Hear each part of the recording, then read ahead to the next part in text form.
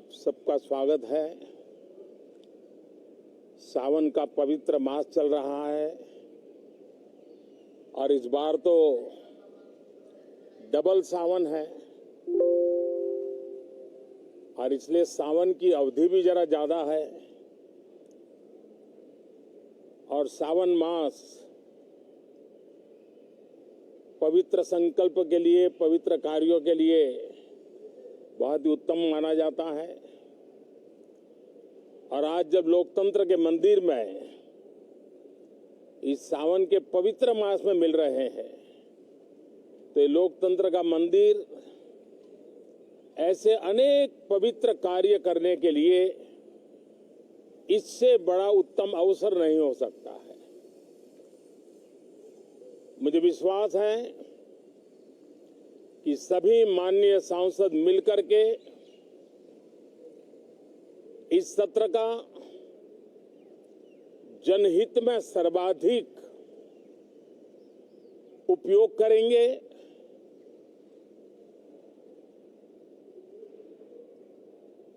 संसद की जो जिम्मेवारी है और संसद में हर सांसद की जो जिम्मेवारी है, ऐसे अनेक कानूनों का बनाना, उसकी विस्तार से चर्चा करना बहुत ही आवश्यक है। और चर्चा जितनी ज्यादा होती है, चर्चा जितनी ज्यादा पैनी होती है, उतना जनहित में दूरगामी परिणाम देने वाले अच्छे निर्णय होते हैं। सदन में जो माननीय सांसद आते हैं वो धरती से जुड़े हुए होते हैं, जनता के दुख दर्द को समझने वाले होते हैं और इसलिए जब चर्चा होती है तो उनकी तरफ से जो विचार आते हैं वो जड़ों से जुड़े हुए विचार आते हैं और इसलिए चर्चा तो समृद्ध होती है, निर्णय भी सशक्त होते हैं, परिणामकारी होते हैं। और इसलिए मैं सभी राजनीतिक दलों को, सभी माननीय सांसदों को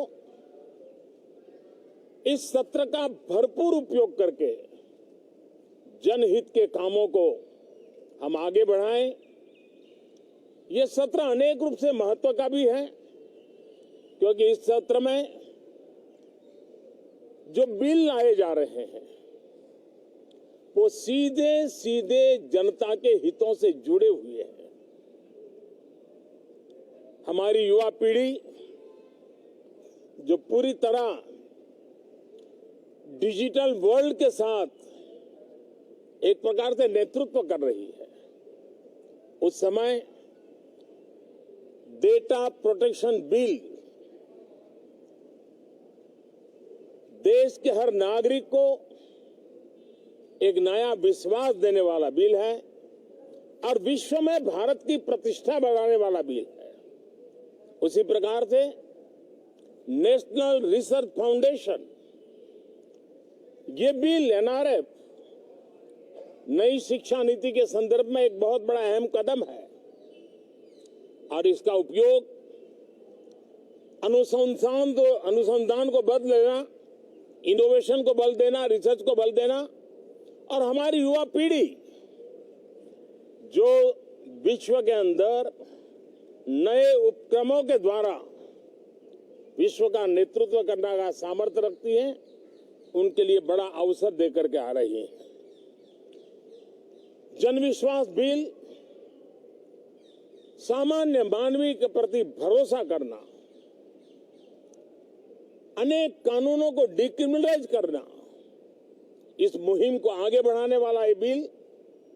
उसी प्रकार से जो पुराने कानून है उनको खत्म करने के लिए भी एक बिल में प्रावधान किया जा रहा है। हमारे यहाँ सदियों से एक परंपरा रही है कि जब विवाद हो तो संवाद से सुलझाया जाए।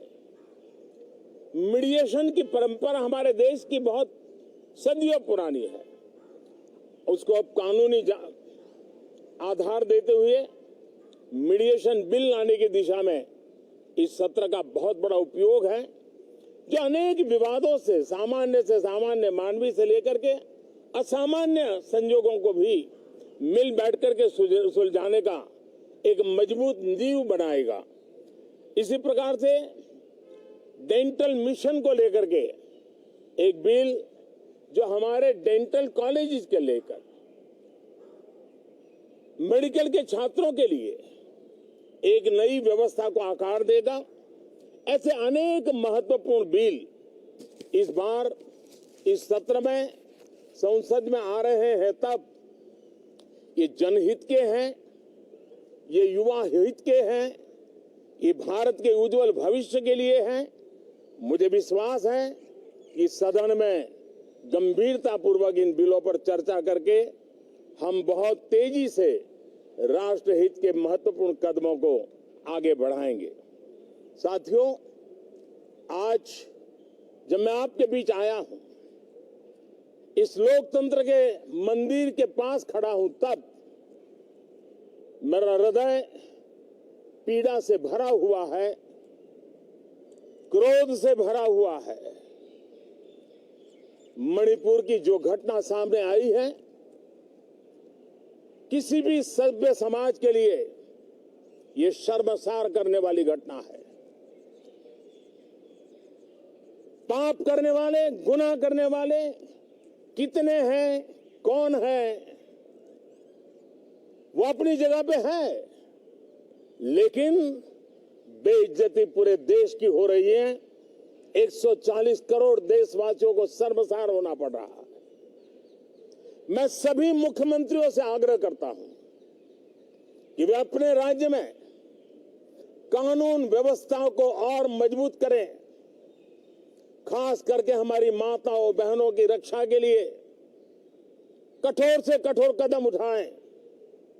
घटना चाहे राजस्थान की हो, घटना चाहे छत्तीसगढ़ की हो, घटना चाहे मणिपुर की हो, इस देश में, हिंदुस्तान के किसी भी कोने में, किसी भी की राज्य सरकार में राजनीतिक वाद विवाद से ऊपर उठ करके कानून व्यवस्था का महात्मा, नारी का सम्मान, और मैं देशवासियों को विश्वास दिलाना चाहता हूं, किसी भी गुनहगार को बख्शा नहीं जाएगा।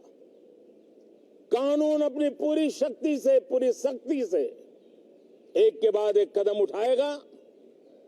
मणिपुर की इन बेटियों के साथ जो हुआ है, इसको कभी माफ नहीं किया जा सकता है।